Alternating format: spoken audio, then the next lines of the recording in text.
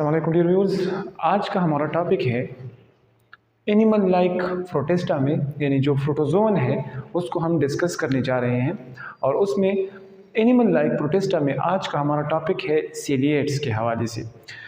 सीलिएट्स के हवाले से हम डिस्कस करने जा रहे हैं। इस प्रीवियस क्लास में हमने जो फर्स्ट क्लास था उसको डिस्कस किया था। अगर उसके बारे में आपको जानना है, उसको वीडियो को देखना है, तो आई बटन पर क्लिक कीजिए, वहाँ से आपको इन्फॉर्मेशन मिलेगा, वहाँ पर ये वीडियो अवेलेबल है। तो चलते हैं एनिमल लाइक प्रोटिस्टा की तरफ, यानी कि ये कौन से प्रोटिस्टा है जो एनिमल लाइक के कैरेक्टर शो करते हैं। उसमें एक है, दूसरा नंबर पर हमारे साथ आता है सीलिएट्स। अब इसको सीलिएट्स के क्यों कहते हैं और इसमें कौन कौन से ऐसे कैरेक्टर है जो एनिमल लाइक कैरेक्टर के मतलब हिस्से में आते हैं, एनिमल लाइक कैरेक्टर के बुनियाद पे शो होते हैं। तो चलते हैं कि सीलिएट्स है क्या। सीलिएट्स हमारे साथ इसको डिफाइन करते हैं कि ciliates it is characterized by the presence of hair-like bodies called cilia। ये वो प्रोटिस्टा है, यानी वो प्रोटिस्टा और प्रोटोजोन है जिसके बॉडी पर हेयर लाइक स्ट्रक्चर्स होते हैं। इस तरह ये आपको नज़र आता होगा। ये जो small small hair like projection इसके आउटर लेयर पर प्रेजेंट है, इसको हम क्या कहते हैं, सीलिया कहते हैं, यानी बिल्कुल हेयर लाइक प्रोजेक्शंस होते हैं। ये इसका सबसे बड़ा और सबसे वाइटल कैरेक्टरिस्टिक्स है जो सीलिएट्स में अवेलेबल होता है। यानी इसके बॉडी पर क्या होगा, सीलिया होगा, जो उसको लोकोमोशंस में, उसको अटैचमेंट में हेल्प देगा। अब चलते हैं इसके जर्नल कैरेक्टरिस्टिक्स की तरफ कि इनमें कौन कौन से ऐसे ख़ास कैरेक्टरिस्टिक्स है जो एनिमल्स के कैरेक्टर्स के साथ थोड़ा बहुत मैच करते हैं। तो इसका पहला ये है कि ये हैबिटाट के हवाले से किस तरह होंगे। हैबिटाट के हवाले से ये फ्रेश वाटर पर, ponds, rivers, lakes and dam soil etcetera वगैरह पर ये आपको नज़र आएंगे। यानी कि फ्रेश वाटर पर भी होते हैं, ponds, rivers, lakes and dam soil. It means कि ये एक्वेटिक एनवायरनमेंट में सर्वाइव करते हैं। दूसरा हमारे साथ इसका लोकोमोटरी ऑर्गन क्या है। लोकोमोटरी ऑर्गन मीन्स कि ये एक जगह से दूसरी जगह जाने के लिए क्या चीज़ यूज़ करते हैं, कौन सा वो ऑर्गन है जो इसको लोकोमोशन में हेल्प करता है। तो उसका लोकोमोटरी ऑर्गन सीलिया कहलाता है।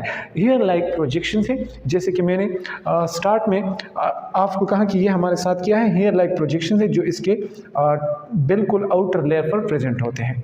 यानी कि ये इसका सीलिया जो है हेयर लाइक प्रोजेक्शन है, इसके बैक एंड फोर्थ मोमेंट में हेल्प करता है। यानी कि अगर ये पीछे की तरफ जाना हो, यहाँ पर थोड़ा देखिए, अगर मिसाल के तौर पर ये इस तरफ जाना चाहता हूँ तो फिर ये सीलिया उस तरफ मुड़ जाएंगे।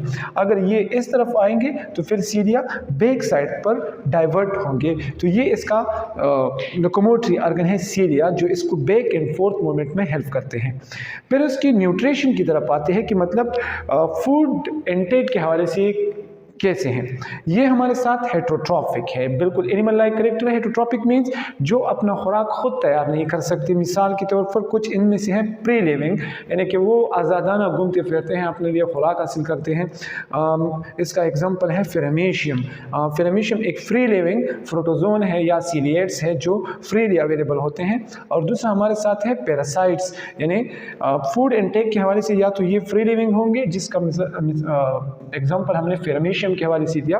और जो पैरासाइट्स हैं ये बेलेंटेडियम कोलाई की तरस पर होते हैं, और ये बेलेंटेडियसिस डिजीज़ होते हैं जो एब्डामिनल कैविटी में या एब्डामिनल रीजन में डिफरेंट टाइप्स ऑफ डिजीज़ काज करते हैं, जो बिल्कुल एक क्रॉनिक सिचुएशन को भी बाज़ औक़ात सर्व करते हैं, उसकी तरफ जाते हैं।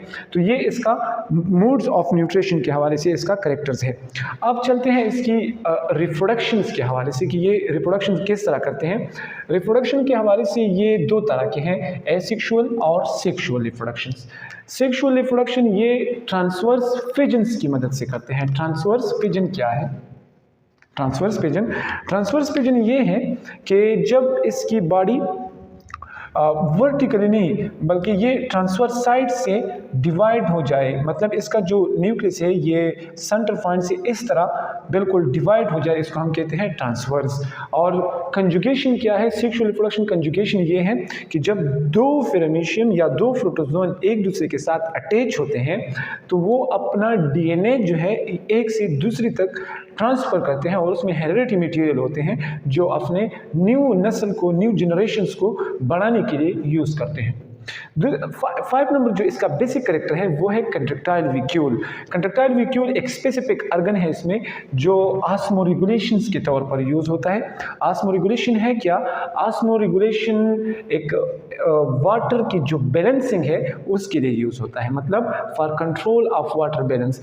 क्योंकि हमने स्टार्ट में कहा कि ये ज़्यादातर एक्वेटिक एनवायरनमेंट में सर्वाइव करते हैं, तो ये अपने वाटर के बैलेंस के लिए एक ख़ास ऑर्गन यूज़ करता है जिसको हम कहते हैं कंट्रैक्टाइल वेक्यूल, यानी कि वाटर की जो बैलेंसिंग है ताकि जितना वाटर इसको रिक्वायर्ड हो उसको मेंटेन करे और जो एक्स्ट्रा वाटर वो बॉडी से एलिमिनेट करे, तो ये कंट्रैक्टाइल वेक्यूल की मदद से उसको क्या करते हैं? बैलेंस करते हैं। फिर इसके बॉडी में एक प्रोटीनियस स्ट्रक्चर होता है जिसको हम पेरिकल कहते हैं।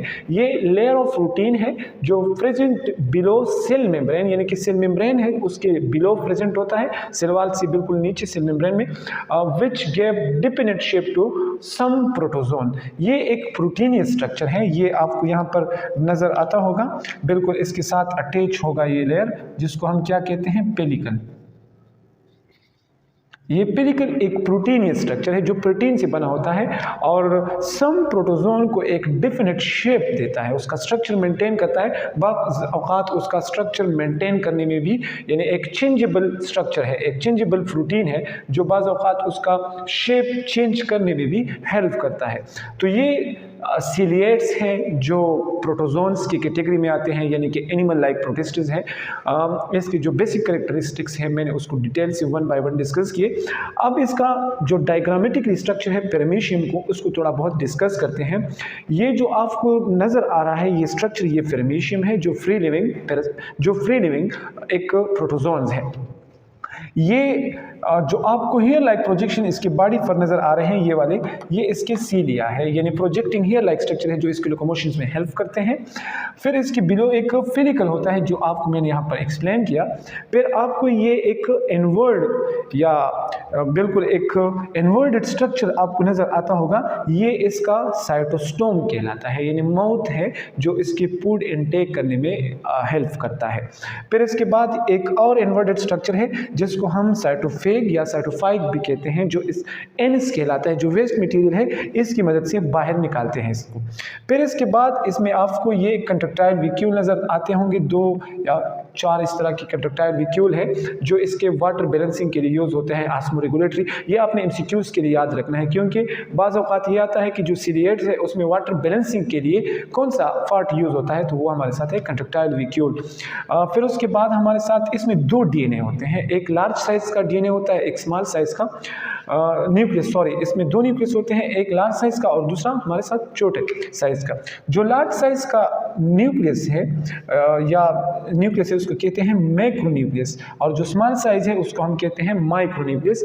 ये माइक्रोन्यूक्लियस जो है ये इसके रिप्रोडक्शंस के लिए यूज़ होता है, और जो लार्ज साइज़ न्यूक्लियस है ये इसके ऑल सेलुलर एक्टिविटीज़ के लिए यूज़ होते हैं, जो लोकोमोशंस है, इसका शेप मेंटेन, इसी तरह इसका लोकोमोशंस, इसका कंट्रैक्टाइल वेक्यूल, रिप्रोडक्शंस वगैरह के अलावा जितनी भी एक्टिविटी है, रिप्रोडक्शन के अलावा जितनी भी एक्टिविटी है वो हमारे साथ मैक्रोन्यूक्लियस कंट्रोल करते हैं। तो उम्मीद है यहाँ तक आपको लेक्चर समझ आ गया होगा। नेक्स्ट वीडियो को देखने के लिए हमारे यूट्यूब चैनल को भी सब्सक्राइब कीजिए और अपने दोस्तों के साथ भी शेयर कीजिए। Thanks for